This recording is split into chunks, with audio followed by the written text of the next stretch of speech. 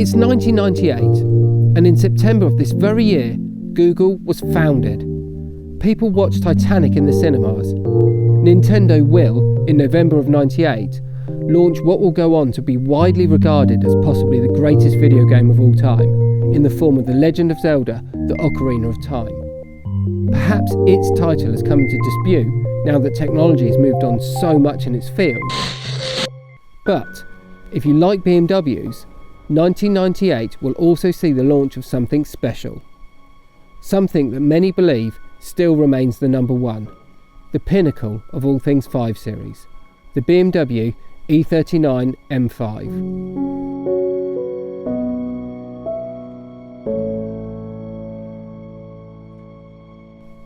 We were told at the time that there were to be no M5 of the E39 generation, and that the 540i gave the 5 Series all the power and performance it could possibly need. But with pressure mounting from rivals such as Mercedes, the motoring press and the public, BMW revealed the new M5 to the world at the 1998 Geneva Motor Show, and they pulled out all the stops. To move the game on, a V8 engine was introduced for the first time in an M car in the form of the S62, a 4.9 litre unit with 400 horsepower, 369 pound-foot of torque and a 7,000 RPM redline. This was mated to a 6-speed manual and a limited slip differential with no automatic option available. The E39 M5 was capable of 0 to 60 in 5.3 seconds and delivering the kind of performance that was knocking on the door of contemporary supercars. The Ferrari 360 Modena, for instance, also had 400 horsepower. However, with the M5, you got the same power levels and 4 adults could jump on board to join in on the action. The E39 had it all: discreet good looks, power, performance, handling, usability, and perhaps most importantly, a feeling of mechanical interaction, in particular with that naturally aspirated V8 engine and the manual gearbox.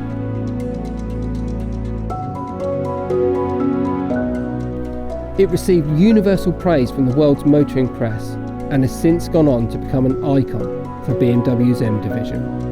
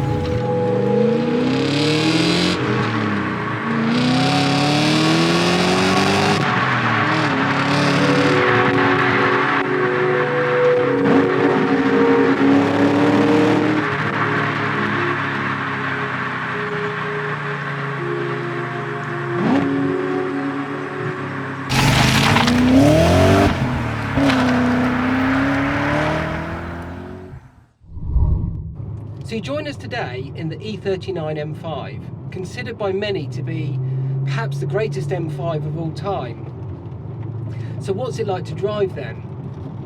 Well, actually, the first thing that hits you, other than when you fire up that V8 and you hear the glorious rumble and you stare at those infamous, you know, dials that have the orange counter that will gradually dissipate as the engine warms up, it's how actually small it feels by today's standards. You've got quite a low belt line on this car. The greenhouse is larger proportionally than it would be on a modern car. You've got quite a lot of, you know, window opening, which makes the car feel smaller. It makes you feel more exposed to the elements. It heightens the experience. But you know, the dashboard is quite low. I can see down the bonnet. Inside, it's probably not much bigger in size than, you know, an E90 Generation 3 series. So, you know, cars have moved on in terms of size so much. You know, the current M5 is a way bigger car, not to mention heavier. I mean, the current M car apparently is one of the lightest in its category, so it is a bit heavier in this car, but not as much as you might think. But nonetheless, they have massively grown over the years. And this car doesn't actually feel as big as the sort of super saloon namesake and tagline would have you sort of believe at first. The other thing that hits you is the quality of the materials. You know, the E39 Generation 5 series was one of BMW's, if not its greatest 5 series. You know, many consider it so. It's because, you know, it had those wonderful looks and it's got such brilliant build quality. Everything feels functional. This car is over 20 years old and it feels absolutely tight as a drum. Everything on it feels so solid and so well built still. The wheel is glorious to hold. I love the slight squidge but meatiness to it. It's not too thick, it's not over the top. All the buttons have got a nice click to them. You know, even like the sort of period wood interior here. The seats on this particular M5 are a heritage leather and they are stupendous. They are absolutely lovely to sit in. They've got plenty of support, so it feels quite a supportive seat. It's, you know, it's not like a bucket seat that you might get like in a Type R Integra, for instance, but they've got a lovely cushion to them, and you know that you could travel on long distance journeys in these and be absolutely, you know, stupendously comfortable. The car steers and feels lighter than you would expect as well. The steering is actually, without the sport button on, is really quite light. It has a sport button. You press that and it wakens things up a bit. It wakens the throttle response up and it changes the Servotronic steering assist, so it feels more meaty and more sporting in your palms. The E39 M5 was the first generation of M car to have a V8 engine, and what an engine it is. Absolutely spectacular. 400 horsepower, and boy does it, you know, let you know about it. You drop a gear or two and it's got so much punch, and you hear engine noise. You know, everything about this car is like the complete package that comes together and offers the driver, you know, fun at every stage. You're connected with the noise, you're connected with the way it feels, you're connected with the sort of inherent characteristics of the handling balance of the car. It feels very rear drive, you know, it feels brutish. I like the fact that it's got a bit of body roll, so when you put your foot down, the car sort of squats back like that. You know, it's got that sense to it, so you feel like you're piloting something, I don't know, something special. The engine sounds absolutely glorious. So the E39 being considered the greatest M5 is a combination of everything. It's a combination of its wonderful looks that have only got better as time's gone on. It's a very clean, you know, unfussy design, and then coupled with the fact that it was only available with a manual gearbox, it had a naturally aspirated V8 engine, it had a mechanical differential, and all of these things, a mechanical limited slip diff, I mean. So all of these things combine to make a, you know, really lovely driver's package. But also, it's got all the usual E39 characteristics and you know, refinement on offer. So you can take 4 people away, you know, to the south of France and you'd be absolutely fine with it. I mean, speaking of which, this car, this particular example, was actually originally bought and collected from the factory in Germany and its first owner then drove it all the way down to Monaco, where it lived for however many years, because that was where it first lived. Its first services are all carried out at Monaco dealership, and then it came back to the UK a few years later on, and here we are today. It's been in storage for the last probably 5 or more years, and it's just been brought back into life. And my goodness me, you wouldn't know, you know, it being sat around for so long. It feels so tight and just, oh yeah, it just feels completely sorted. There's no noises, there's no you know, there's no wriggles, there's no vibrations, there's no nothing. It just feels like it would go on for another 200,000 miles or more. A road like this, and you can open it up, and it's so strong. What a way to cover distances. The chassis tweaks from the regular 5 Series have got, you know, shorter springs. It's got specific valving on the shocks. It's got thicker anti-roll bars, steel ball joints, and it all adds up to just a wonderful sporting feel behind the wheel. But it does feel, you know, like a car of its era. It doesn't corner as flat as a modern car, as a modern high performance car, I should say. You know, we've got, for the time, which were quite large wheels, 18-inch wheels, but today, you know, they're a lot smaller. So the car does feel quite pure and quite mechanical. Well, not quite, it feels very mechanical and very pure.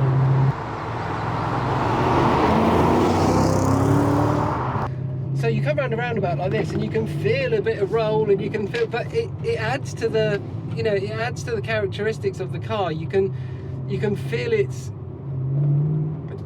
rear drive balance. You can feel the sort of, right, so we'll just open it up.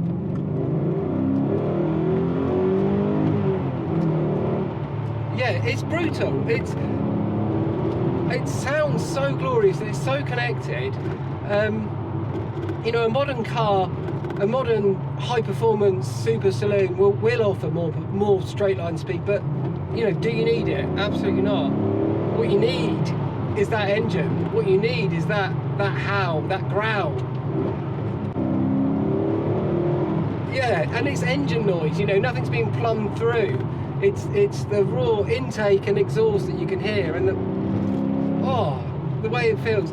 So the only downside is the fact that BMW couldn't fit their rack and pinion setup from the normal 5 Series models, from the E39 generation, with this V8. So the same with the 540, I believe, that it's got a steering box, so it doesn't provide as much feel, you know, as much feel and feedback as, you know, you might ideally like, but it's better than good enough. And with the sport button on, which adjusts the Servotronic, you know, system to provide a little bit more meatiness to it, it's more than enough. And the way it's very progressive still, so although you're not getting, you know, much texture and much in the way of, you know, writhing around in your figures or wriggling around in your figures, you come around a bend like this, and with all the forces that are going on, the way it feels under your foot, the way the car pitches and rolls, it's fine, you know, it's better than good enough. It doesn't detract from the experience. It's just that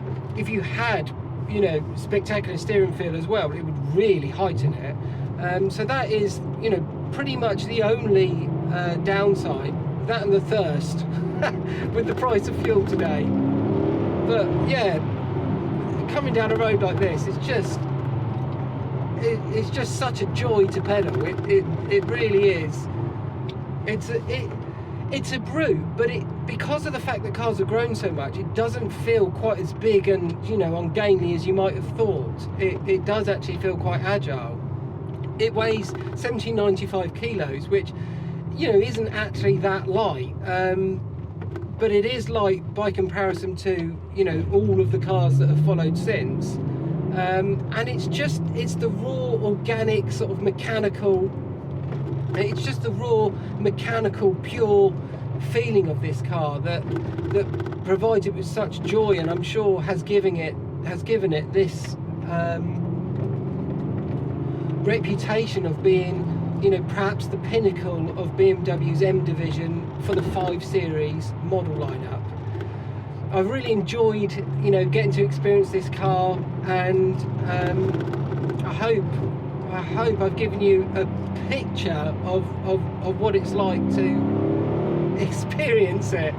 I mean, the main takeaway is it's not just the engine, it's the way the package sits together, it's the way this gearbox is meaty, it's got some throw to it, but it's got a mechanical, oily nature to it. So, it's a joy to change gears and flip the throttle on and then give it some beans, and the whole car, the whole package comes together.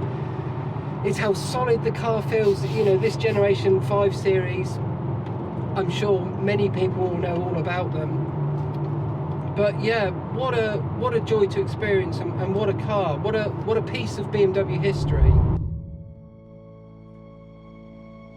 Is the E39 the best M5 of all time? Probably, but ultimately that isn't what's important here. What is important is how a car makes you feel. What matters to you the most, as the owner and the driver? For me, the E39 M5 represents a period in BMW's history when the model lineup was simple, the design language was pure, and the cars offered a good connection to the driver. BMW's M division excelled at building naturally aspirated engines, and the E39 M5 is a shining example of that. It encapsulates the spirit of how I feel about BMW and its M division. Thanks for watching.